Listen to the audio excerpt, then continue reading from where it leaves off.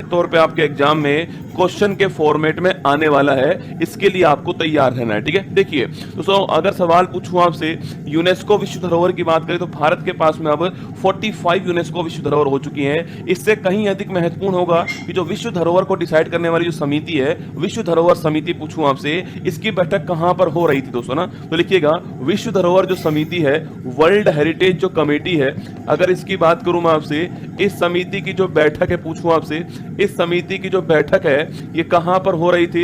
इस समिति की बैठक जो है वो आपके कहां पर, बुशान में, कहां पर है, बुशान के अंदर। और बुशान कहां पर है बेटा, साउथ कोरिया के अंदर, आपको ध्यान रखना है। ठीक है, तो इस समिति की जो बैठक है दोस्तों वो कहां पे हो रही थी, आपके बुशान के अंदर हो रही थी, साउथ कोरिया में, नोट करना है। ठीक है, अच्छा अगला क्वेश्चन, कौन से नंबर की बैठक है, लिखना आपके ये 48 नंबर की बैठक है। कौन से नंबर की बैठक है, 48 नंबर का सत्र, आपको ध्यान रखना है। ठीक है, बड़ा अच्छा प्रश्न, ध्यान रखना है ना। अच्छा अगला क्वेश्चन पूछूं आपसे, तो यहां पर एक नई एंट्री आई है, 45 आपके 45 नंबर का भारत का विश्व धरोहर। ठीक है, 45 नंबर का भारत का वर्ल्ड हेरिटेज दोस्तों आपके, इसके नाम से एक नई एंट्री आई है आपके, और उस एंट्री का नाम क्या लिखना, उस एंट्री का नाम है सारनाथ। दोस्तों क्या एंट्री का नाम है, किस नाम से एंट्री हुआ है आपके, तो लिखना सारनाथ का प्राचीन बौद्ध स्थल, किस नाम से हुआ है, सारनाथ का प्राचीन बौद्ध स्थल जो है, इस नाम से एंट्री हुई है। ठीक है, तो सारनाथ का प्राचीन बौद्ध स्थल इस नाम से एंट्री हुई है, आपको ध्यान रखना है। ठीक है, तो सारनाथ का प्राचीन बौद्ध स्थल इस नाम से एंट्री हुई है। यह किस राज्य के अंदर है, उत्तर प्रदेश के अंदर। किस राज्य के अंदर है,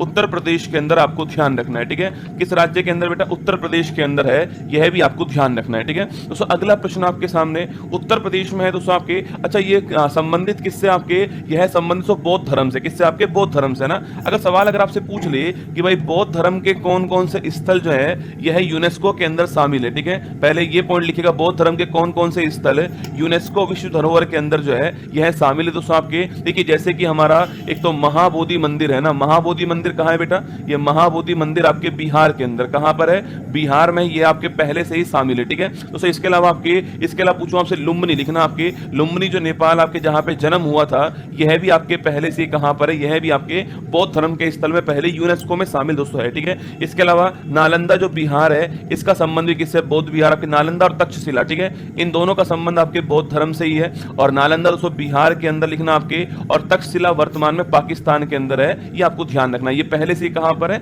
इस स्थल में शामिल दोस्तों ना। इसके अलावा आपके अजंता की जो गुफाएं आपके स्थान है, अजंता की जो गुफाएं नोट करना, यहां पर भी आपके बौद्ध धर्म जो है ये भी संबंधित, लिखना महाराष्ट्र, कहां पर है, महाराष्ट्र, आपको ध्यान रखना है। ठीक है, और दोस्तों इसके अलावा लिखना अनुराधापुर, कहां पर, श्रीलंका के अंदर। ठीक है, अनुराधापुर श्रीलंका जो है, अनुराधापुर श्रीलंका, यह भी बौद्ध धर्म का और यूनेस्को के अंदर शामिल है, आपको ध्यान रखना है ना। तो ये सब की सब पहले से यूनेस्को के अंदर शामिल है, और एक नई दोस्तों एंट्री हो चुकी है, सारनाथ का प्राचीन बौद्ध स्थल के नाम से एंट्री हो चुकी है आपकी। इसको 1998 के अंदर संभावित सूची में शामिल किया गया था। ठीक है, इसको 1998 में लिखना, 1998 में इसको संभावित सूची में शामिल किया गया था, और उसको अब जाकर क्या हुआ है, अब जाकर जो है इसको वर्ल्ड हेरिटेज जो है इसका दर्जा प्राप्त हुआ, ध्यान रखना। ठीक है दोस्तों, भारत के पास टोटल कितने आपके, तो इंडिया के पास टोटल आपके 45 हो चुके हैं ना, इंडिया के पास टोटल 45 हो चुके हैं, और इंडिया पूरे विश्व में कौन से स्थान पर, आपके छठी रैंक के ऊपर, आपको ध्यान रखना है। ठीक है दोस्तों, इस 45 की मैं बात करूं आपसे, इस 45 को तोड़ेंगे हम किस प्रकार, 37 + 7 + 1। ठीक है, 37 क्या है बेटा, सांस्कृतिक है, क्या है आपके कल्चरल हो गए, 37 नोट करना, और 7 क्या हो गए, 7 हो गए बेटा, नोट कीजिएगा आपके 7 आपके प्राकृतिक हो गए, और 1 क्या हो गया, 1 लिखना आपके, 1 जो है ये मिक्स हो गया, आपको ध्यान रखना है। ठीक है, 37 प्लस आपके 7 + 1, इस प्रकार जो है 45 हमारे पास में यूनेस्को विश्व धरोहर, आपको ध्यान रखना है। ठीक है, अब इस सारनाथ के दोस्तों प्राचीन स्थल में कौन कौन सी चीजें शामिल है, ये भी हमें जानना पड़ेगा। तो सारनाथ के प्राचीन जो बौद्ध स्थल है, अगर इसकी बात की जाए आपसे, तो इस दोस्तों आपके इस कैटेगरी में ये जो आपके एंट्री हुई है, इसमें क्या क्या शामिल है, देखो इसके 2 पार्ट है ना, तो कितने पार्ट है, इसके 2 पार्ट है, 2 भाग है, आपको ध्यान रखना है। ठीक है दोस्तों, इसमें एक तो, अच्छा सारे के सारे स्थल है कहां पे, उत्तर प्रदेश के अंदर ये। ठीक है, सभी स्थल आपके उत्तर प्रदेश वाराणसी के पास में, ध्यान रखना है। ठीक है, इसमें एक तो है चौखंडी स्तूप, लिखना महत्वपूर्ण क्वेश्चन है, इसमें एक तो है चौखंडी स्तूप, आपके ध्यान रखना है, चौखंडी स्तूप इसी के अंदर शामिल है, और इसी के साथ आपके जो है सारनाथ के जो पुरातात्विक जो अवशेष है आपके, ये भी इसी में शामिल है। ठीक है, सारनाथ के जो आर्कियोलॉजिकल जो अवशेष है हमारे सारनाथ के लिए, सारनाथ के पुरातात्विक जो अवशेष हैं यह भी इसी में शामिल है, आपको ध्यान रखना है। ठीक है, इसमें कौन कौन से स्तूप है बेटा, अगर पूछूं आपसे, जैसे दोस्तों आपके धमेका स्तूप नाम सुना आपने, धमेका स्तूप बहुत ही फेमस है, वो इसमें शामिल है आपके। लेकिन धमेका जो स्तूप है, धमेका स्तूप बहुत ही फेमस है, ये इसके अंदर शामिल है, नोट करना। इसके अलावा आपके धर्म राज्य का स्तूप जो है ये इसमें शामिल लिखना आपके। धर्म राज्य का जो स्तूप है, धर्म राज्य का जो स्तूप है यह भी इसके अंदर शामिल, नोट करना आपके दोस्तों। इसके अलावा पूछूं आपसे दोस्तों, मूल गंध कुटी विहार जो है यह भी इसमें शामिल लिखना आपके। मूल गंध कुटी विहार, ये जितना कंटेंट आपको लिखा रहा हूं सारा ऑफिशियल है ना। मूल गंध कुटी विहार जो है, जो हमारा ऑफिशियल गवर्नमेंट ने जारी करा पीआईबी के ऊपर, वो लिखा रहा हूं आपको। ठीक है, तो मूल गंध कुटी विहार और आपके जो अशोक स्तंभ है आपके सारनाथ का, इसको भी इसी के साथ एंट्री मिली, आपको ध्यान रखना है। ठीक है, तो ये दो हमारे पार्ट है। चौखंडी स्तूप को अलग, चौखंडी स्तूप भी है आपके, धमेका स्तूप, धर्मराजी का स्तूप, मूलगंध कुटी विहार, अशोक स्तंभ जो है ये भी इसमें शामिल किया गया, ध्यान रखना। ठीक है, ये मैंने कहा उत्तर प्रदेश में कहां पर है, वाराणसी के अंदर। तो आपके वाराणसी के पास में एक स्थान है सारनाथ। कौन सा स्थान, सारनाथ स्थान है। ये वही स्थान है जहां पर भगवान बुद्ध ने पहली बार अपने, भगवान बुद्ध ने पहली बार उपदेश दिए थे, आपके वही स्थान है। ठीक है, तो पहली बार जो उपदेश दिए थे वही स्थान आपके, इसी को हम बोलते हैं धर्म चक्र प्रवर्तन। क्या बोलते हैं इसे हम, धर्म चक्र प्रवर्तन कहते हैं, आपको ध्यान रखना है। ठीक है, जो पहला दोस्तों उपदेश था इसको बोलते हैं धर्म चक्र प्रवर्तन, ये आपको ध्यान रखना है। ठीक है, देखो हम सारनाथ के प्राचीन दोस्तों बौद्ध स्थल दोस्तों, ये तो हम कहते हैं इसे, क्या ये तो हम कहते हैं। ठीक है,